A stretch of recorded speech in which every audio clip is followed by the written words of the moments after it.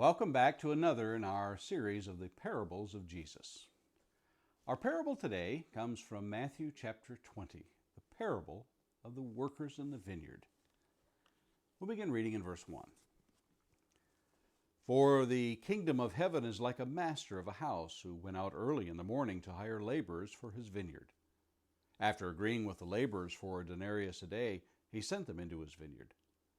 Going out about the third hour, he saw others standing idle in the marketplace.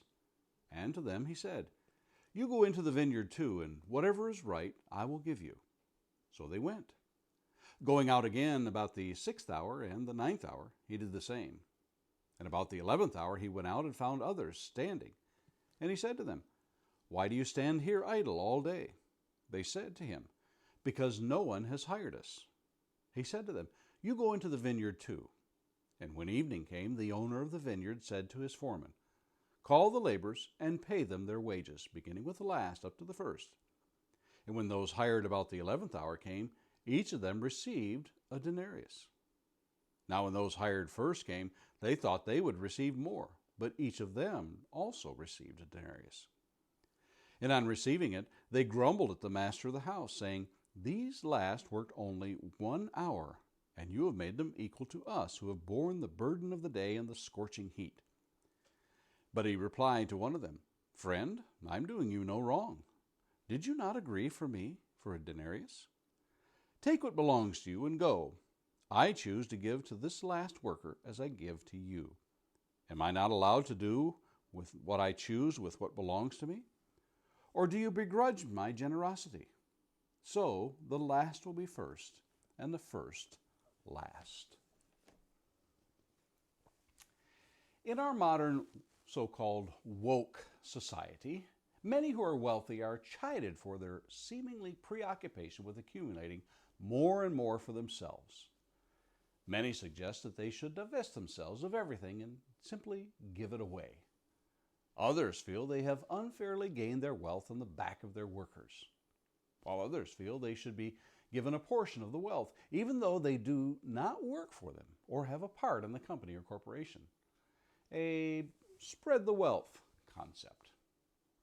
I worked for a man in my younger years who was quite successful in his business. I read many years later that when he sold his business, he took the profits, which was in the tens of millions of dollars, and divided them among all those who were working for him or who had retired from the company. I remember also that some were rather dissatisfied that they did not get more, or at least as much as some others. Such is the case of human nature. It seems there will always be a sense in which we feel we ought to get more than others, especially those who we feel are less deserving. Less deserving by our standards. Sometimes it's best to remember that we're lucky we don't always get what we deserve. Our parable today is a rather curious one. If you simply begin reading in verse 1 of this chapter in Matthew, you won't get the context of the parable. At the end of chapter 19, Peter remarks to Jesus about how much they have given up to follow him and desires to know what they will get in return. But again, the context goes even further back.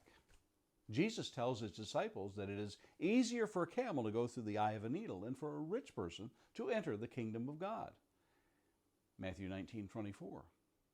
Yet, we need to go back just a little bit further to the account of the rich young ruler who sadly is unwilling to give all he has to follow Jesus. Now we have our context.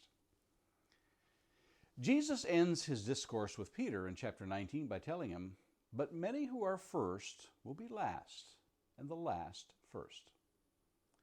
That is precisely how he ends our parable today in verse 16 of Matthew 20. So the last will be first, and the first last. This is the principle that God has instituted throughout the Old Testament. In the patriarchs, the firstborn was not always preeminent, as in the case of Jacob and Esau, and Joseph and his brothers, David and his brothers, and on it goes. The last in these cases were sometimes first. But the overall idea in this can be summed up in verse 15 of Matthew chapter 20. Am I not allowed to do what I choose with what belongs to me? Or do you begrudge my generosity? Our human nature may too often begrudge others who are free to do with what they have, but it remains theirs nonetheless. We ought not to begrudge God who so generously has offered us our reward and think we are deserving of more than others. Perhaps it is that this parable is applicable in every age, whether it reaches back to the patriarchs or those under the law or even our brothers and sisters in the first century in this final dispensation. One final thought here to consider. We ought not overlook the fact that God compensates only those working in his vineyard. Those idle outside receive no rewards. And yes, there is work to be done in his vineyard, no matter when one comes in. Are you working in the vineyard of the Lord? And Lord willing, let's meet here again tomorrow and look at another of the parables of Jesus.